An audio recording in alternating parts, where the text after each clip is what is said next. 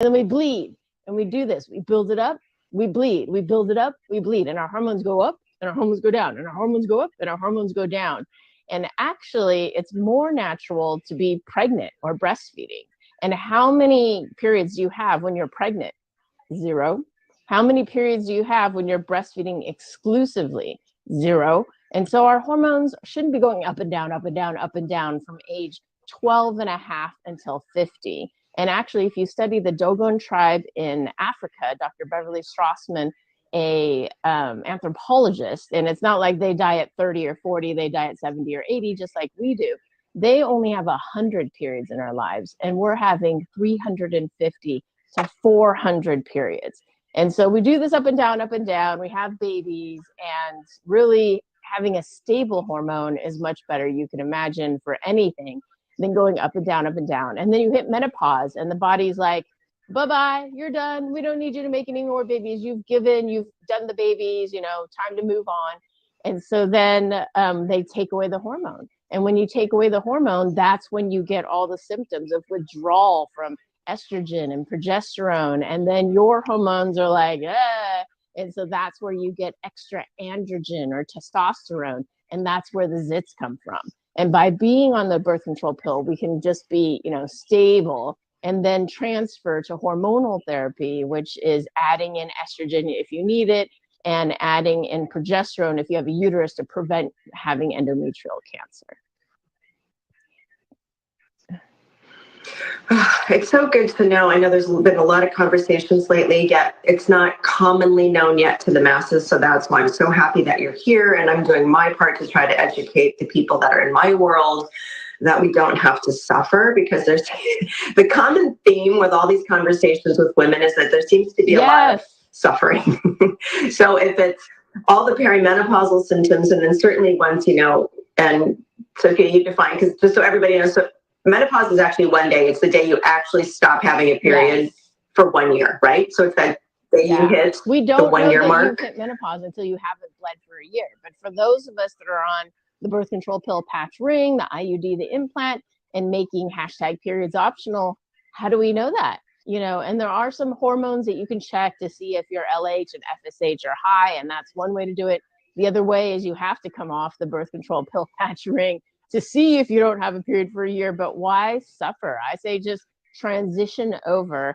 And, the reason I built Pandia Health was such that no one has to run out of birth control on our watch. But the other reason is to deliver expert care by expert doctors to women wherever you have internet and a mailbox. And so the next phase of that is menopause. We're going to be launching menopause in February.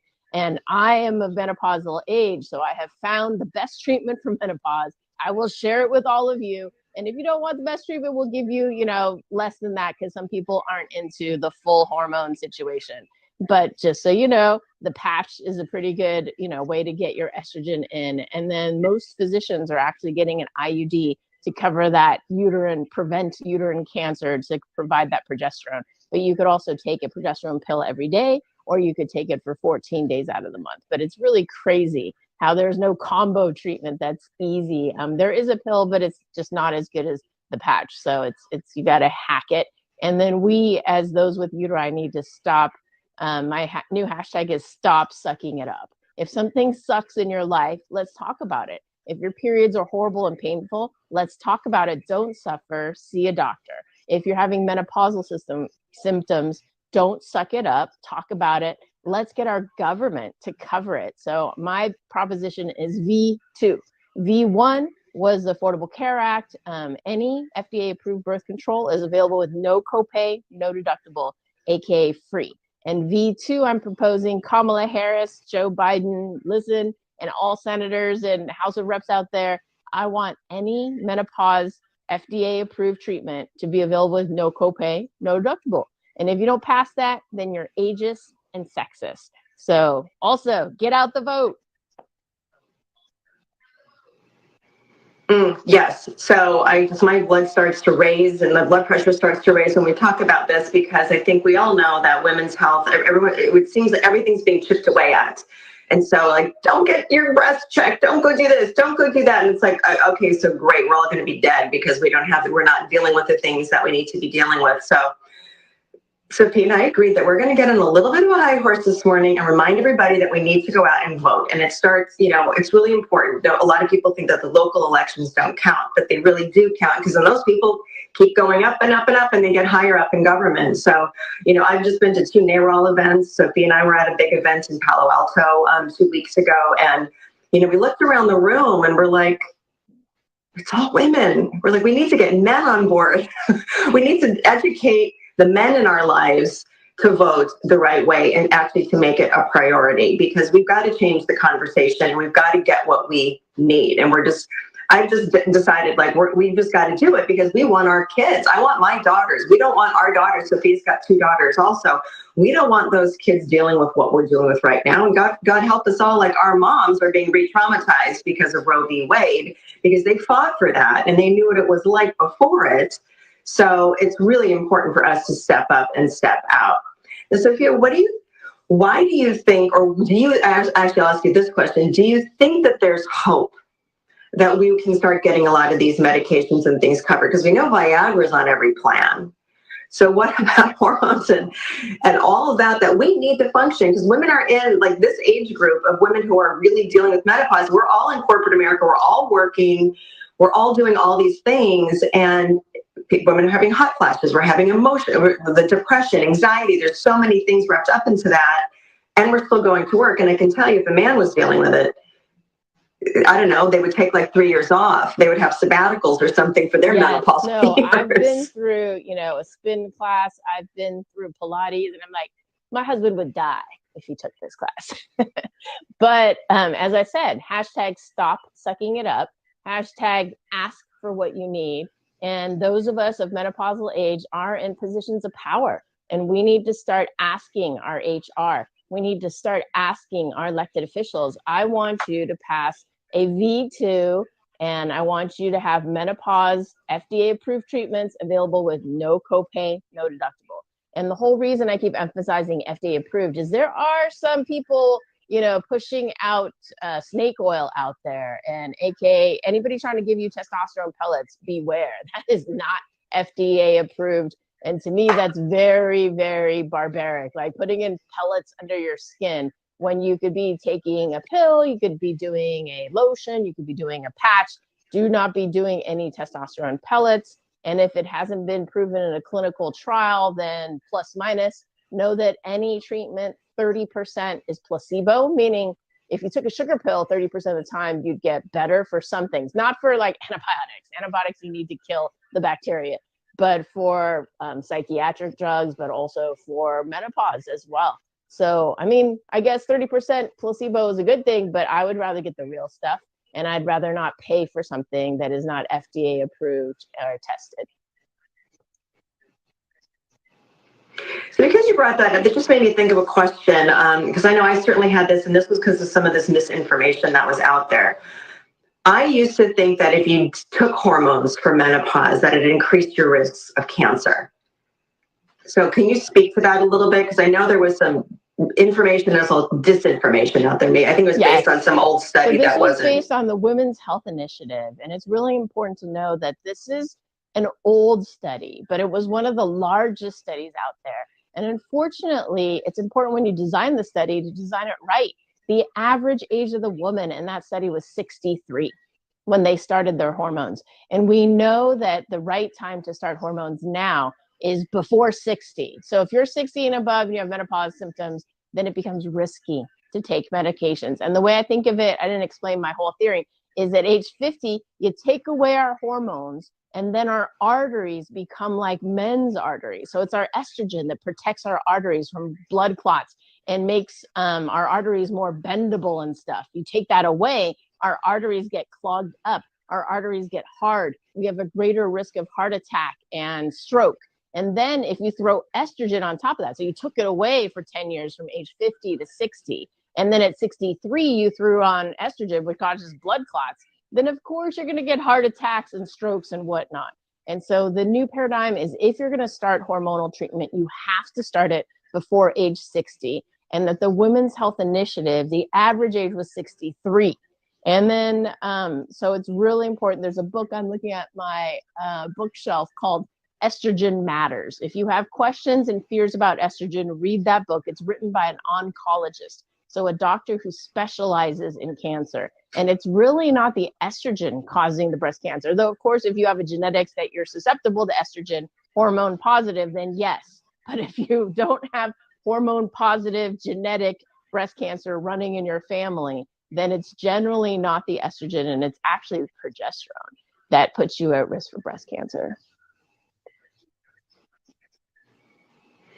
Can you talk a little bit about sort of what women's options actually are?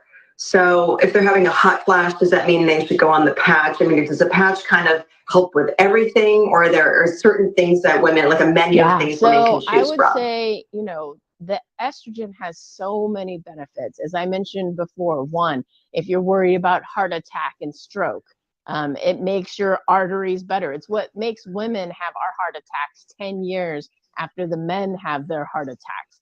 Two, if you have bad bones, particularly Asians, Latinos, Blacks, who are lactose intolerant, or people who are vegan, right, and aren't doing milk, then your bones aren't going to be as good. And the estrogen actually makes your bones bendy. The current medications we have make your bones hard, which, if you imagine, it's hard, but when you break it, you actually want it to be bendy. And we actually have no test and no medicine to make your bone bendy other than estrogen. And then there's also some evidence for the estrogen for dementia. For hot flashes, there are other medications you can take, and I'm not sure what the latest and greatest, if it's estrogen versus they have some SSRIs, which are antidepressant-like medications. We do have a menopause expert on our staff, and we are going to make sure that everyone is North America Menopause Society certified. So when you're looking for a menopause practitioner, you want somebody who ideally is part of NAMS, the North American Menopause Society, if you're in Northern America.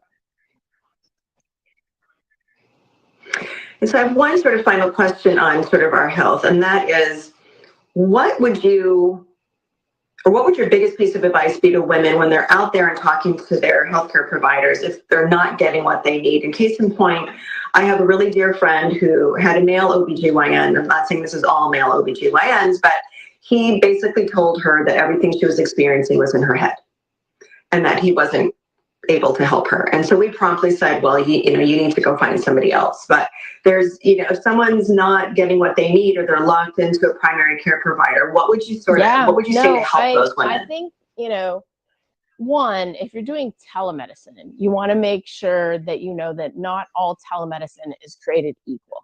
You want expert care by expert doctors, or you at least want somebody who specializes in that.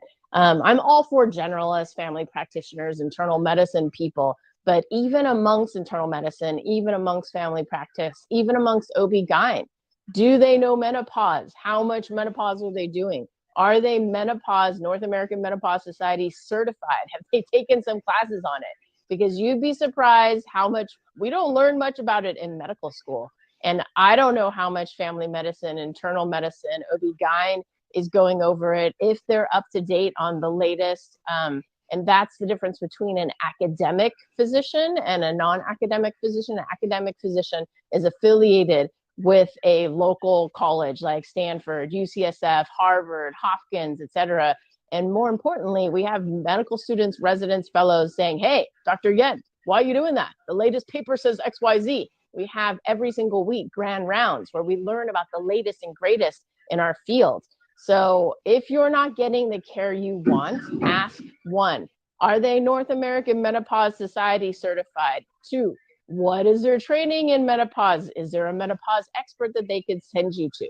Because it's not all in your head. And I'm sorry that I hear this, regardless of sociodemographic, socioeconomic status. We hear this more in low-income women because oftentimes it's government care, and so you can't ask for what you want, but somebody's paying the bill, aka you, the taxpayer, government. So you have the right to demand whatever healthcare you feel.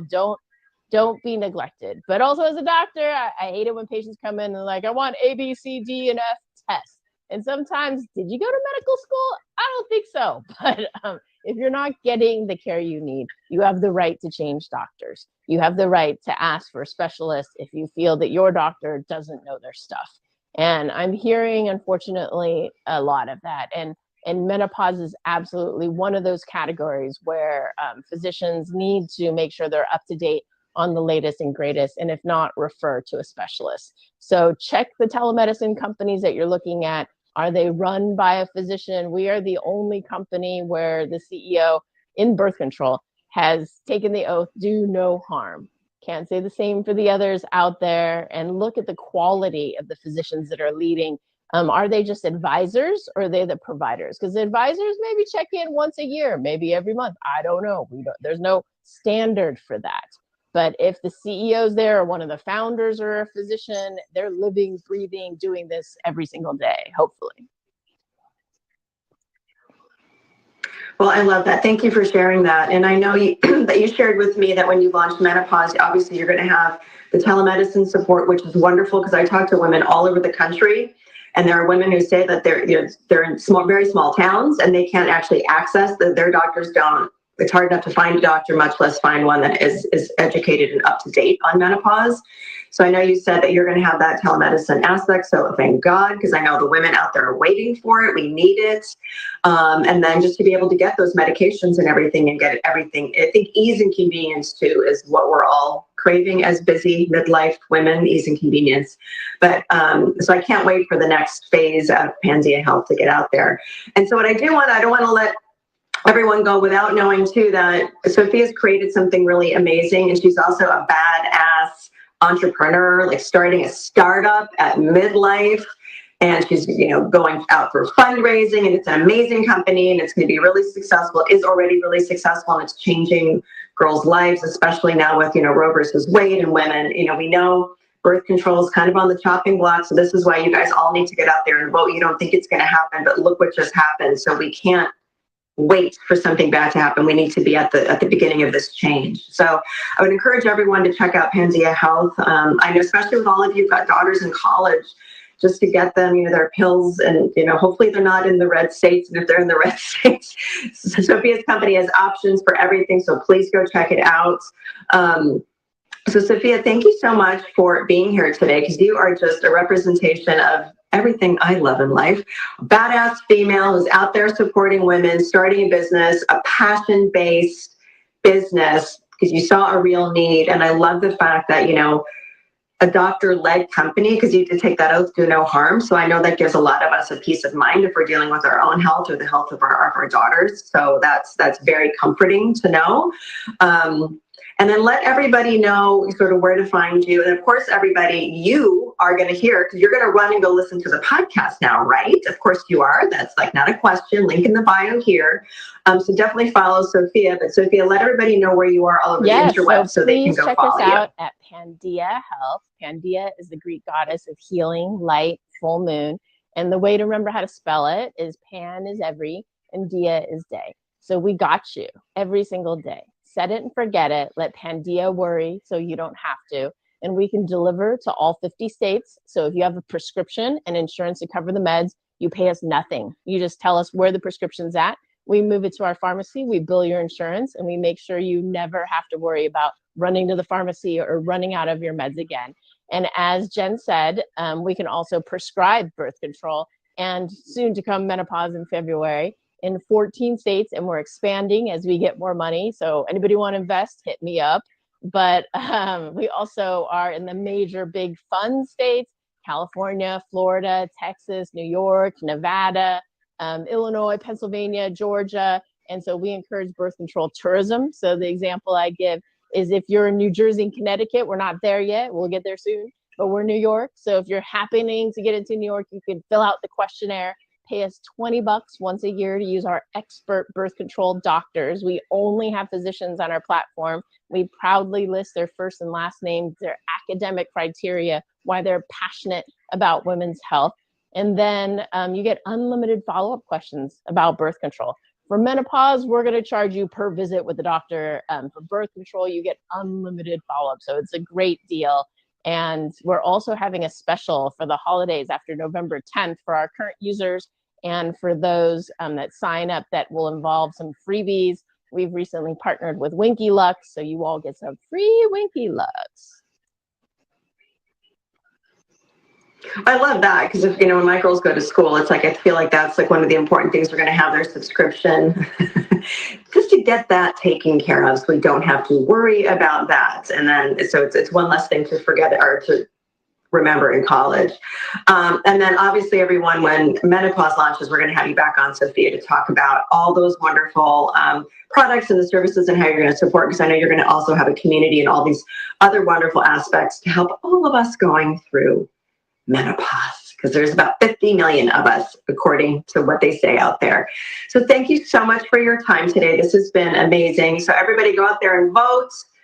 Remember, you've got to show up to make change and to ensure more things don't get taken away from us. And we have to be loud, and we've got to get into it, because if we don't, we see what happens. So that's our collective rallying cry: is get out there and vote, because it's up to us, guys. And then let's rally the men in our lives as well to get out there and vote how we need them to vote, so we can live long, healthy lives, and our daughters, and of course our granddaughters. So thank you, Sophia. We look forward to seeing what happens next week with the elections, and then we're going to be talking to you soon when it's time to talk everybody menopause. Vote in February. Suck it up. Ask for menopause Vote. coverage. If you're perimenopausal, come to Pandia Health. Let's not bleed like crazy. Stop sucking it up. Stop sucking it up. I love that. It's a great way to end. Well, thank you, Sophia. All of you all, thanks for joining us today. And if you are watching this on the replay, ping Sophia with any questions. She is always open to answer questions, so please take advantage of that. She is a lovely human being.